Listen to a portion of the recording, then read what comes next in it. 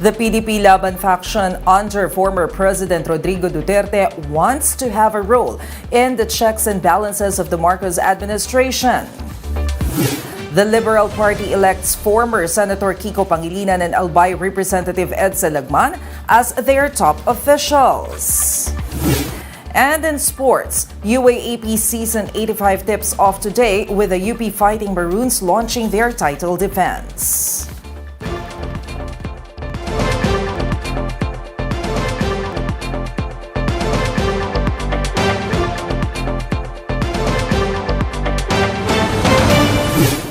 Fast, focused, and fearless. Here's everything you need to know as you jumpstart your weekend. I'm Maricel Halili. The PDP-Laban wing under former President Rodrigo Duterte wants to serve as a so-called fiscalizer to Marcos Jr.'s government. Mon Gualvez with the details. We are not putting up a strong party against the party of the President. We are not going to quarrel with him. Far from it. We will be giving our full support for him politically.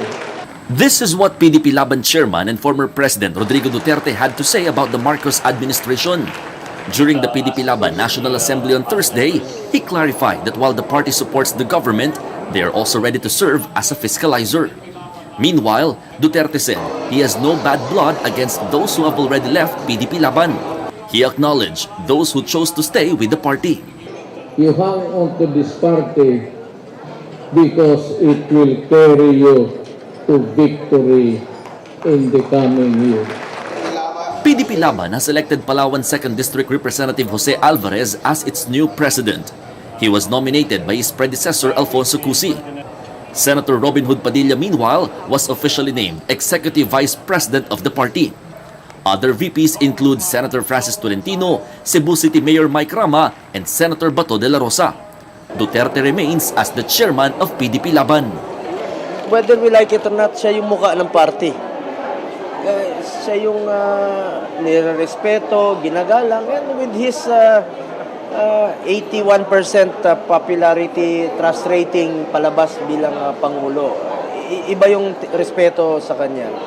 And I'm sure na marami pa pong makikinig sa kanya. Despite the COMELEC recognizing Duterte's faction as the legitimate one, the other wing, led by Senator Coco Pimentel, condemned the gathering. Original members of the PDP-Laban denounces the farce of a gathering that happened kanina. We are fully behind the leadership of Party Chairman Senator Coco Pimentel and Party President Senator Manny Pacquiao. We vow to fight against these usurpers to protect our 40-year-old party. Despite this, the Pimentel-led group said they are still open to reuniting with the other faction. For Palawan Representative Jose Alvarez, the newly elected president of the other faction, this needs to be studied first. Honestly speaking, upo muna ako, tingnan ko muna yung landscape. Di ba? Para at least mapag-aralan lang. Wala pa akong problema. I am friends to all, enemies to none. While faction concerns still haunt the PDP-Laban, the Duterte-led wing is calling on the current government to continue what the Duterte administration started. These include pushing through with anti-insurgency efforts and the fight against illegal drugs. For News 5, Mon Gualvez, we are One News. The Duterte wing of PDP-Laban insists that it only wants President Bongbong Marcos to succeed. Speaking on the chiefs, PDP-Laban Secretary General Attorney Melvin Matibag explained that the party is in full support of the Marcos government. That is why they are offering their insights and are willing to act as a so-called fiscalizer. Team to succeed. So yung mga projects po niya, programs, supportahan po ng partido. Pero yung sinasabing, if there is a need to fiscalize, ganoon naman po talaga yung direction ng Pangulo, ng dating Pangulong Duterte, at kami rin po sa PDP-Laban na kung may mali na kailangan pong i-call out at sabihin, paalam sa tao at magsalita para sa tao, we will do so. Matibag meanwhile said that Marcos Jr. has committed to continue anti-insurgency efforts through the NTF-ELCA. The task force has been under fire recently after the threatening statements made by former spokesperson Lorraine Badoy against a Manila RTC judge. Presented pa naman po PDP-Laban in the halls of Congress and even in Senate and saka po sa local government I think PDP-Laban will have a voice to tell to the administration that kailangan natin talaga ituloy itong NTFL Kama program ng dating administrasyon. Albay 1st District Representative Edsa Lagman now sits at the helm of the Liberal Party, along with former Senator Kiko Pangilinan, who replaces former Vice President Leni Robredo as chairman. Mobile journalist Jacob Lazaro with the story. Tuloy Liberal. That was the theme of the Liberal Party's annual meeting on Friday. During the assembly, the party announced its new set of leaders as they gave their message of continuing to fight for democracy. Albay 1st District Representative Edsa Lagman succeeded former Senator and Vice Presidential candidate Kiko Pangilinan, who will now serve as the party's new chairman. As your president, I am not ready to allow the demise of the Liberal Party. I assume the presidency to lift up the Liberal Party from the ashes of the May 2022 election. Under the Marcos administration, Lagman said, the Liberal Party would once again take the role of a responsible opposition. Lagman also assured that the once ruling party is already looking at a strong comeback in the 2025 midterm elections. And we are going to really prepare early on for 2025. We should prepare now so that we could combat more effectively in 2025. We are starting today. The Liberal Party was once the ruling party from 2010 to 2016, when the late Benigno Aquino III was president. But come the 2019 and 2022 elections, none of the Liberal Party's senatorial candidates secured a slot in the upper chamber. Lagman said that they have learned their lessons from their previous shortcomings. He also mentioned that they are already eyeing Pangilinan as one of their senatorial candidates, though the former senator has yet to agree. I hope they will commit to run with the party in 2025. The Liberal Party also plans to intensify the recruitment efforts, focusing on young leaders on the grassroots levels, all the way to the barangays. According to Pangilinan, the Liberal Party has over 400 elected officials and 10,000 non-politician members to date, and currently has 165 chapters nationwide. Former chairperson and Vice President Leni Robredo, meanwhile, wished the party good luck as they increase their ranks. Lagman says Robredo will remain an active member of the party despite not having an official post. Pangilinan meanwhile assured that the country has yet to see the last of the Liberal Party. We may not have reached our desired goals of victory in 2022, but we have ignited a fire in the hearts of millions of our people, especially the youth. Mobile journalist Jacob Lazaro, we are One News. The Foreign Affairs Department wants an additional 29 million pesos to fund information campaigns on the country's arbitral victory on the West Philippine Sea.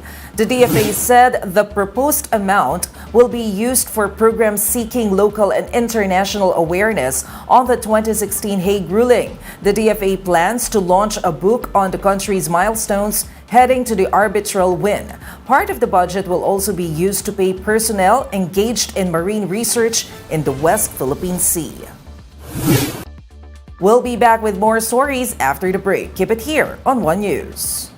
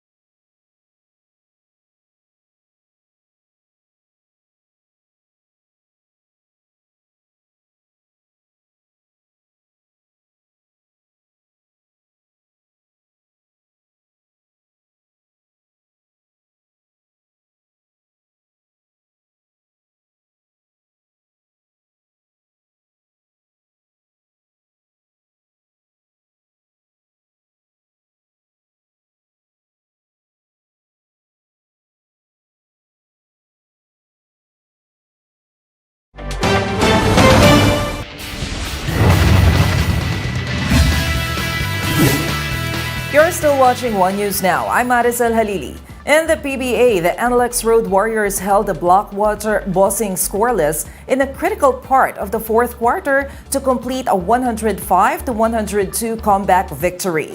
Down 97-90 with less than 4 minutes left, the Road Warriors scored 14 straight points to come up with their second victory in the conference. Earl Clark led the way for NLEX with 38 points, 25 rebounds and 3 blocks, while Kevin Alas added 14 markers, including 5 in the final minutes of the game.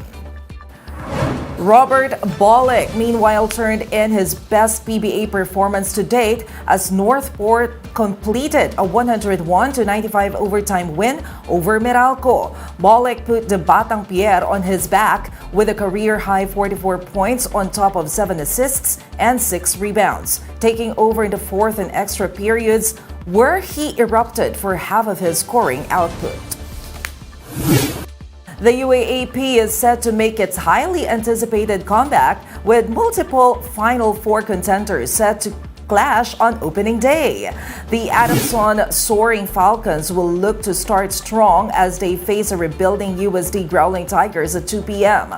Meanwhile, all eyes will be on the defending champs, the UP Fighting Maroons, as they take on a gritty DLSU Green Archer squad at 4 p.m.